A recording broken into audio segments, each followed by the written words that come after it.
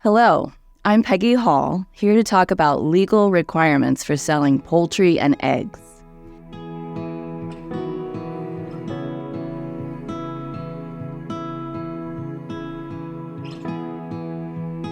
If you haven't already completed our core modules, Start Off Compliant, I recommend you go back to that before completing this module, because it explains the landscape of food licensing laws for selling home-produced and farm-raised food products. Having that big picture will help you with this information. I'll touch on those general laws in this module, and I'll also address the unique laws that apply to selling poultry and eggs. There are 3 important questions to answer when thinking of selling poultry or eggs. First, what are the requirements for processing the poultry you want to sell? Second, do you need a license to sell your meat or eggs? And third, are there packaging or labeling requirements you must follow? The answers to these questions depend largely on 2 factors: where you want to sell the products and how many birds you have. Do you want to take your products to a farm market? Maybe you just want to sell them at your farm or on the premises where you raise them. Or are you planning to supply a hotel, restaurant, or an institution, referred to as an HRI account? Do you have fewer than 500, 1,000, or 20,000 birds? The laws change according to the number of birds you have and the point of sale. There are different requirements and restrictions that apply to selling on your farm, at a farmer's market, or a direct sales market, and directly to HRI accounts. It's challenging but necessary to know these different laws that might apply to your business. So we've all heard the joke about which came first, the chicken or the egg. Today we're going to put the chicken first. Then we'll discuss the eggs in another part. But note that the law uses the term poultry, and that includes more than just chickens. It includes any domesticated bird, such as turkeys, pheasant, quail, partridges, peafowls, grouse, and waterfowl. The laws that I'll discuss apply to each of these types of poultry. So let's begin with the first question. What are the processing requirements for selling the meat from your birds? For poultry, the Federal Poultry Products Inspection Act addresses poultry processing. If you viewed the module on selling meat, you learned about the processing requirements for other types of livestock and the obligation to have them processed by an inspected processor, either a fully inspected or a custom exempt processor. Note that the Poultry Products Inspection Act creates several exemptions from the processing requirements that apply to other meat products. This doesn't mean you are completely exempt from any legal requirements. Instead, the exemptions allow you to process your own birds, up to a certain limit, rather than having them processed at a facility that is under inspection and slaughtering oversight, as is required for beef, pork, and other red meats. But you do have legal requirements to meet to ensure that you fall under these processing exemptions. Here are the numbers and restrictions for the 2 primary exemptions. First is the producer-grower 1,000 bird exemption. This exemption allows you, as a poultry grower, to process and sell up to 1,000 of your own birds per calendar year. If you raise the birds from eggs or chicks on your premises, you slaughter and process them on your premises using sanitary standards and procedures, you sell them direct to your customers and do not sell them across state lines, and you maintain slaughter and sales records for your activities. You do not need a processor's license if you meet these 4 requirements. But if you want to process and sell more than 1,000 birds, you can do so under the producer-grower 20,000 bird exemption, which does involve obtaining a license from the Ohio Department of Agriculture's Meat Inspection Division.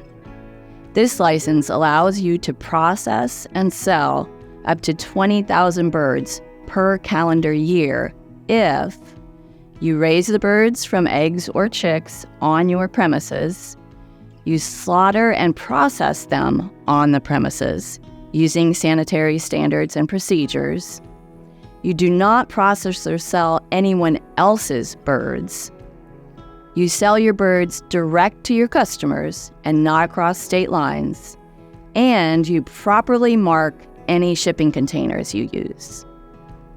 Refer to the Ohio Department of Agriculture Meat Inspection Division for the requirements for obtaining this license. They can provide you with the guidelines for the sanitary processing and handling procedures you should use. So what if you want to sell more than 20,000 birds per year? You'll need to have any birds beyond that 20,000 mark processed by an inspected processor, either a fully inspected processor or a custom exempt processor.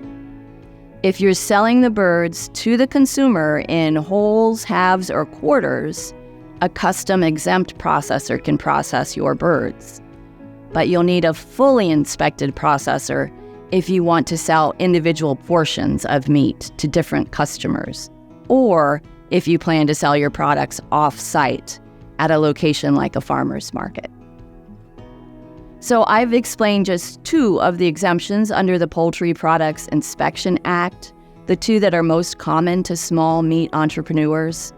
If one of these doesn't fit your situation, contact the Meat Inspection Division at the Ohio Department of Agriculture to ensure that you understand whether your activities fit into one of these exemptions.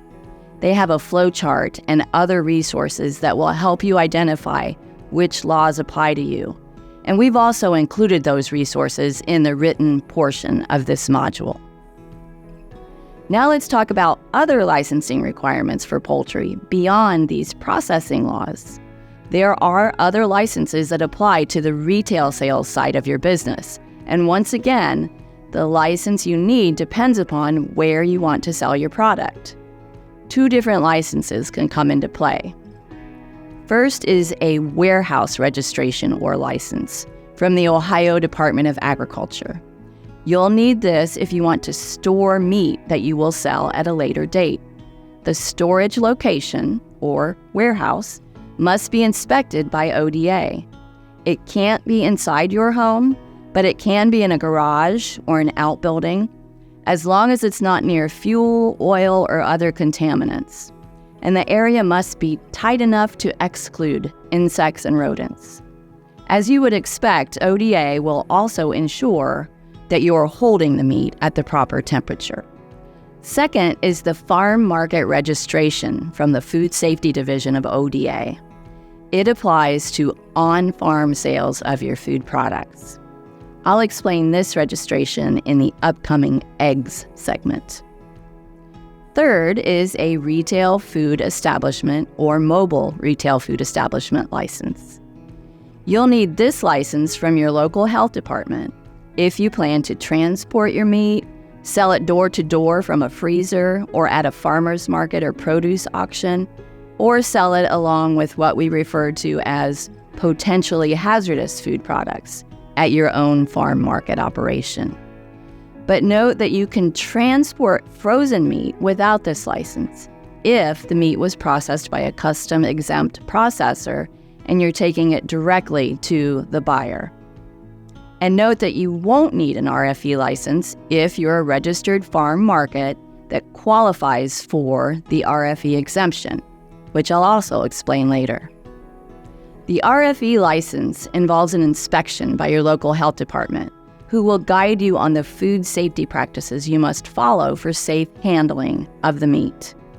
Make sure you obtain these guidelines before you apply for the license so that you know what's required. Next is the question of labeling requirements for your meat. There are no labeling requirements for the producer-grower 1,000 bird exemption, but there are label requirements for the birds you process under the producer-grower 20,000 bird exemption. The label must contain the producer's name and address and a specific statement that the meat is exempt.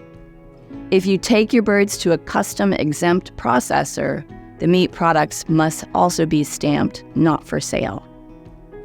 The most stringent requirements are for meat to be packaged and sold in individual portions, processed by a fully inspected facility. The meat must be marked with the inspection symbol on a label approved by ODA. A processing facility can use its own approved label for your meat, or you can have your own unique label approved by ODA. Your label must contain the name of the product, its net weight, a safe handling statement, the facility's establishment number, and any additional ingredients, if that's applicable. And if you want to make any special claims about your poultry, like raised humanely, all natural, or free range, those claims also require approval by ODA. You must submit a sketch of the label to the ODA Meat Inspection Division, and then coordinate the use of your approved label with your processing facility. Approval can take several months, so plan ahead. Contact the Meat Inspection Division at ODA for any labeling questions. So now we've taken care of the chickens. In the next video, we'll discuss the requirements for selling your eggs.